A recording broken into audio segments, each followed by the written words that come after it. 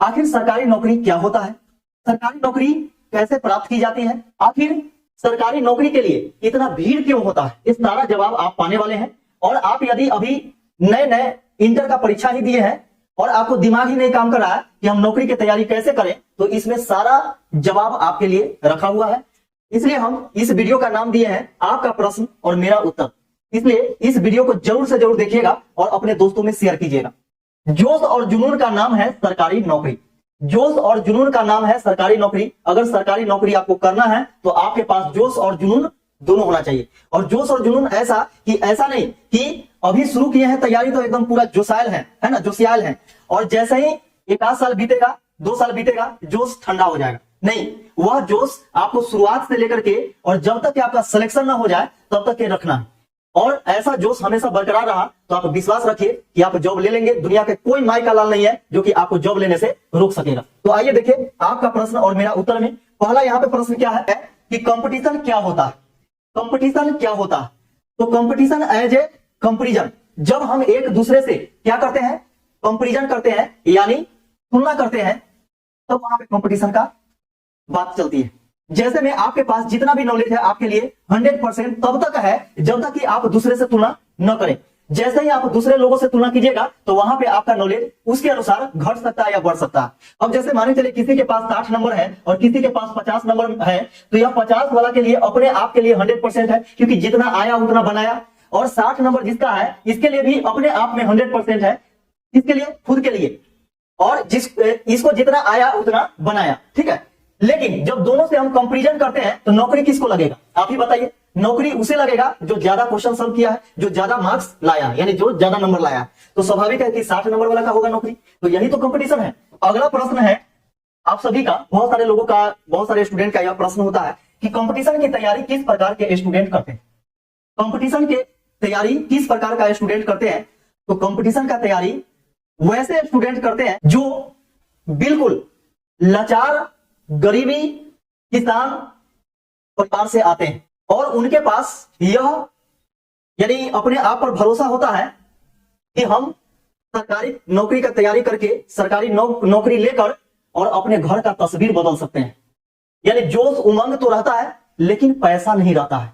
अगर पैसा रहेगा तो आप डॉक्टरी का तैयारी कीजिएगा, इंजीनियरिंग का तैयारी कीजिएगा, एमबीए, बीसीए, डीसीए जो भी है वो सब कीजिएगा। लेकिन अब यहां पे देखिए कि कंपटीशन की तैयारी वैसे स्टूडेंट करते हैं जो बिल्कुल लाचार होते हैं, मजबूर होते हैं, उनके पास उतना पैसा नहीं होता है कि बड़ा से बड़ा बिजनेस कर सके, बड़ा से बड़ा तैयारी कर सके। तो वह क्या करते हैं कि इस कंपटीशन के भट्ठी के आग में तपते हैं और तप करके एक ऐसा अपने आप को तैयार करते हैं जिससे कि एक सरकारी नौकरी मिल जाए। और सरकारी नौकरी जब मिल जाता है तो उस घर का तस्वीर ही बदल जाता है। तो आप यहां पे समझ गए होंगे कि कंपटीशन की तैयारी किस प्रकार के स्टूडेंट करते हैं। अब यहां पे देखिए सरकार आप ही को नौकरी क्यों दे, ये बहुत बड़ा सवाल होता है। हम ऑफलाइन बैच में भी यह सवाल हमेशा करते हैं स्टूडेंट से कि सरकार आप ही को नौकरी क्यों दे। तो यहां पे एक सुंदर सा जवाब है कि सरकार आप ही को नौकरी क्यों देगा। तो देखिए सरकार आप ही को नौकरी इसलिए देगा क्योंकि आप मेहनत करते हैं। और सरकार आपको नौकरी क्यों नहीं देगा? क्योंकि आप अपना काम में मेहनत नहीं करते हैं। तो देखिए किसी भी स्टूडेंट को कौन सा काम करना पड़ता है? तो पढ़ाई करना होता है। स्टूडेंट मतलब पढ़ाई, यानी पढ़ाई ही उसका काम है। अब सोच के देखिए कि आप कोई काम करते हैं तो उस काम में आपका कितना ईमानदारी है, आप कितना मेहनती है, यह डिपेंड करता है आपको जॉब लेने के लिए। अब यहां पे देखिए कि जब आप प्राइवेट जॉब करने जाते हैं तो सोचिए कि वहां पर आपसे 8 घंटा काम करवाया जाता है, तो फुल टाइम कहते हैं उस काम को, फुल टाइम। और जब 4-5 घंटा काम करते हैं तो उसको पार्ट टाइम कहते हैं, पार्ट टाइम जॉब। तो सोच के देखिए कि आप अपना काम 8 घंटा करते हैं कि नहीं, क्योंकि आपका काम क्या है? पढ़ाई करना। यदि आप अपना काम 8 घंटा करते हैं, इसका मतलब जिसके यहां आप जाने वाले हैं सरकारी जॉब लेकर के, जिसका काम करने वाले हैं सरकार का, तो सरकार भी देखता है कि क्या वह जो आदमी मेरे पास आ रहा है वह अपना काम ईमानदारी से किया है कि नहीं और फुल टाइम काम किया है कि नहीं। अगर वह अपना काम फुल टाइम किया है इसका मतलब मेरा भी काम फुल टाइम करेगा। तो जिस दिन आप अपना काम फुल टाइम यानी 8 घंटा मेहनत करना शुरू कर दीजिएगा, तो आप भरोसा रखिए कि 1 से 1.5 साल 2 साल जाते जाते वैकेंसी आना चाहिए, आपका जॉब लग जाएगा, ये कोई नहीं रोक सकता है।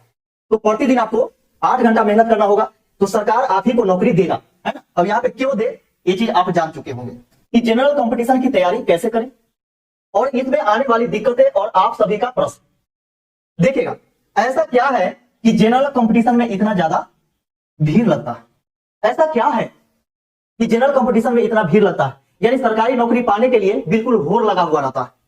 तो हम इसमें सटीक छोटा सा जवाब देना चाहते हैं कि सरकारी नौकरी एक ऐसा नौकरी है, और क्योंकि आप जानते हैं कि जीवन में इंसान को अंतिम रूप क्या होता है, रुपया कमाना। आप बिजनेस करके कमाइए, प्राइवेट जॉब करके कमाइए या सरकारी जॉब करके कमाइए, लेकिन अंतिम रूप इंसान का क्या होता है, रुपया कमाना ही होता है। तो यहाँ पे देखिएगा कि ऐसा क्या है कि जनरल कंपटीशन में इतना ज्यादा भीड़ लगता है। इतना ज्यादा भीड़ इसलिए लगता है क्योंकि इसमें इज्जत है, सम्मान है, अपने समाज में इज्जत और सम्मान तो मिलता ही है, प्लस में आपको एक फिक्स नौकरी मिल जाता है जो कि बार बार आपको ढूंढना न पड़े। इसलिए लोग, हर इंसान चाहता है कि हम फिक्स हो जाए और हमें बार बार नौकरी ढूंढने का जरूरत न पड़े। इसके लिए क्या करता है कि लगातार मेहनत करता है कि जितना दिन ढूंढने में लगे, एक ही बार लगेगा, बाकी बार क्या है कि जीवन भर हम नौकरी नहीं ढूंढेंगे। और ये भी है कि बहुत सारे ऐसे छोटे छोटे प्राइवेट जॉब हैं जिससे ज्यादा पैसा मिलता है सरकारी नौकरी में। आप चाहेंगे तो जितना ज्यादा, यानी जितना आपके पास नॉलेज रहेगा, नॉलेज के अनुसार आप कमा सकते हैं, है कि नहीं। जैसा नॉलेज होगा वैसा पोस्ट मिलेगा, जैसा पोस्ट होगा वैसा सैलरी होगा, है कि नहीं। तो इसलिए यहाँ पे आप ये चीज समझ गए होंगे कि ऐसा क्या है कि जनरल कंपटीशन में इतना ज्यादा भीड़ लगता है। कि सर मैं इंटर मैथ से किया हूं, सर मैं इंटर जीव विज्ञान से यानी बायो से किया हूं, सर मैं 8 सब्जेक्ट से इंटर किया हूं, क्या मैं कंपटीशन का तैयारी कर सकता हूं। सर मैं कॉमर्स से इंटर किया हूं, क्या सरकारी नौकरी का तैयारी यानी कंपटीशन का तैयारी कर सकता हूं। जी हाँ, बिल्कुल आप कर सकते हैं। बस इसमें क्या है कि आप मैथ से किए हैं तो मैथ के अलावे और भी सब्जेक्ट होता है, और साइंस, देखिए साइंस सब्जेक्ट में मैथ भी आता है और जीव विज्ञान भी आता है, ये दोनों स्टूडेंट लेते हैं। और इसके साथ साथ बहुत सारे सब्जेक्ट हैं जो कि आते हैं, इंग्लिश हो गया आपका फिजिक्स हो गया, केमिस्ट्री हो गया, है कि नहीं, ये सारा चीज आता है। तो साइंस का जो पोर्शन है वो आ गया। अगर आप 8 सब्जेक्ट से किए हैं तो इसमें आपका हिस्ट्री, ज्योग्राफी, पॉलिटी ये सब आता है, इकोनॉमिक्स, हाँ इकोनॉमिक्स आपका आ जाता है किसमें, कॉमर्स में आ जाता है। तो ये सारा सब्जेक्ट इसमें आता है। लेकिन कंपटीशन में सारा सब्जेक्ट पढ़ना है, आप आर्ट्स से किए हो या फिर साइंस से किए हो या फिर कॉमर्स से किए हो, उससे कोई लेना देना नहीं है। आप किसी भी सब्जेक्ट से इंटर करके आप कंपटीशन का तैयारी कर सकते हैं, ऐसा कोई दिक्कत नहीं है। हाँ यही है कि जिससे आप किए हैं वह थोड़ा सा आपका मजबूत होगा और दूसरा जो क्षेत्र होगा उसमें आपका थोड़ा सा कमजोर होगा। तो मेहनत करने की जरूरत है, मेहनत कीजिएगा वो भी सही हो जाएगा, है कि नहीं। तो ऐसा कुछ नहीं है, आप साइंस से किए हो, आर्ट्स से किए हो या फिर कॉमर्स से किए हो, आप आराम से सरकारी नौकरी का तैयारी यानी कंपटीशन का तैयारी कर सकते हैं। सर जनरल कंपटीशन का कोर्स कितने दिनों का होता है, ये सबसे ज्यादा बार पूछा गया क्वेश्चन है और इसका बहुत बेहतरीन जवाब है, सटीक सा जवाब है, सुनिएगा। सर जनरल कंपटीशन का तैयारी कितने दिनों का होता है, तो यहां पे समझिए यह कोई कोर्स नहीं है। जनरल कंपटीशन का तैयारी क्या है, कोई कोर्स नहीं है। अब यहां पे आप समझेंगे कि यह जब कोर्स नहीं है तो इसमें समय की बात नहीं होती है। समय की बात वहां पे होती है जहां पे कोर्स होता है। तो आप देखते होंगे कि मैट्रिक, इंटर, ग्रेजुएशन ये सब क्या है, एक कोर्स है, एक समय सीमा निश्चित होता है कि इतना समय में ये चीज का तैयारी हो जाएगा। बीटेक होता है, ITI होता है, ये सारा चीज जो है उसका फिक्स रहता है और उसमें आपको सर्टिफिकेट भी मिलता है। लेकिन यहाँ पे जब जनरल कंपटीशन का तैयारी कीजिएगा तो यहाँ पे कोई सर्टिफिकेट नहीं मिलेगा और कोई समय सीमा निश्चित नहीं होता है। तो यहाँ कोई कोर्स नहीं है और जनरल कंपटीशन आपको तब तक करते रहना होगा जब तक कि आप सफल नहीं हो जाते। यानी इसमें तब तक कि आपको पढ़ते रहना है, मेहनत करते रहना है, रिवीजन करते रहना है जब तक कि आपको नौकरी न लग जाए। नौकरी लग गया इसके बाद आपका कोर्स खत्म, फिर आप आगे बढ़ना चाहिएगा तो उसी पढ़ाई को, उसी नॉलेज को आगे बढ़ाते रहिए, बढ़ाते रहिए, बढ़ाते रहिए। इसके बाद क्या होगा, फिर आपका प्रमोशन, है कि नहीं। तो आप समझ गए होंगे सर मेरा गणित बहुत कमजोर है। अब देखिए जो 8 सब्जेक्ट से पढ़ा है वो भी बोला है कि गणित कमजोर है, जो बायो से पढ़ा है वो भी बोला है कि गणित कमजोर है।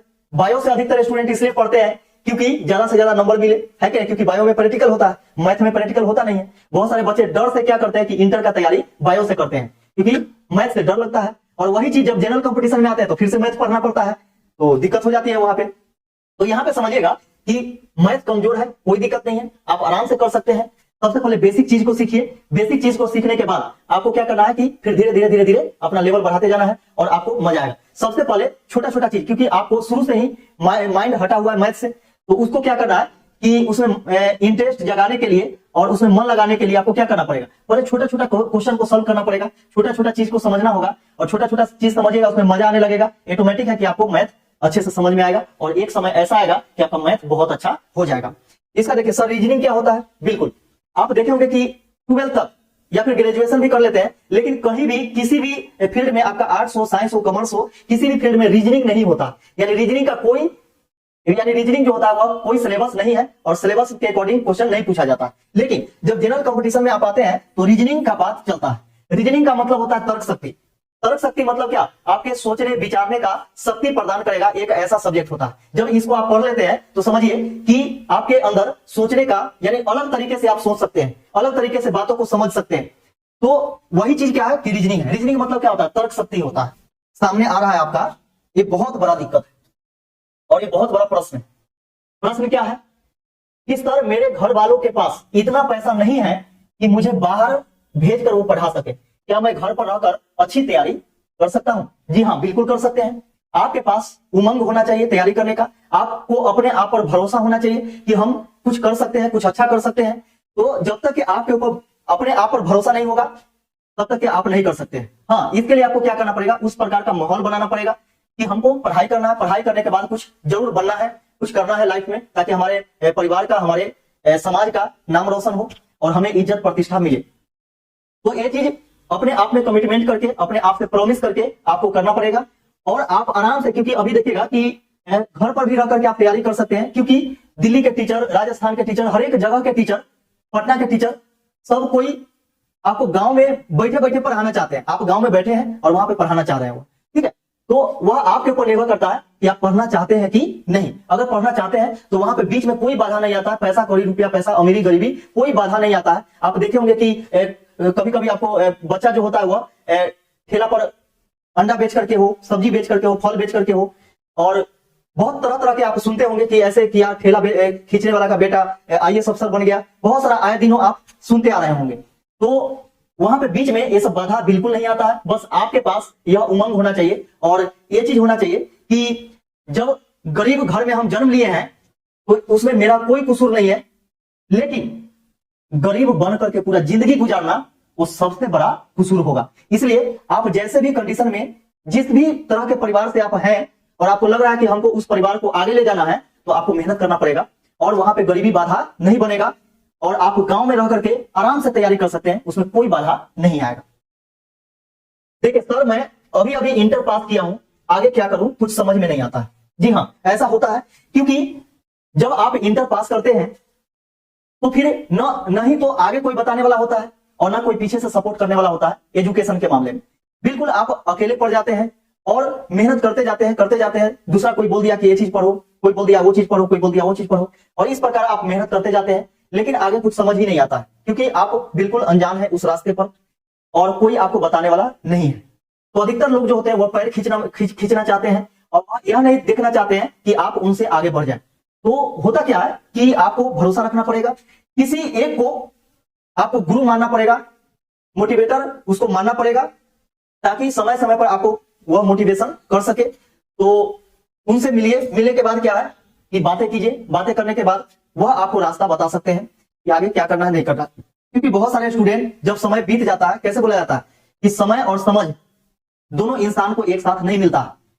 जब समय रहता है तो समझ नहीं रहता है, जब समझ रहता है तो समय नहीं रहता है। इसलिए अभी अगर आपके पास समय है तो कोई अगर समझाने वाला मिल गया और सही ढंग से समझाने वाला मिल गया तो उस पर भरोसा कीजिए और आगे तैयारी कीजिए, और आगे आपका जो समय वेस्ट होने वाला है जाने अनजाने में, वह नहीं हो पाएगा और आप अच्छे से तैयारी कर सकते हैं। तो यह वीडियो कैसा लगा जरूर आप साझा कीजिएगा, कमेंट के जरिए आप कमेंट करेंगे और इस वीडियो को लाइक जरूर करेंगे और शेयर आपको करना है अपने दोस्तों में ज्यादा से ज्यादा। तो चलिए आज के इस वीडियो में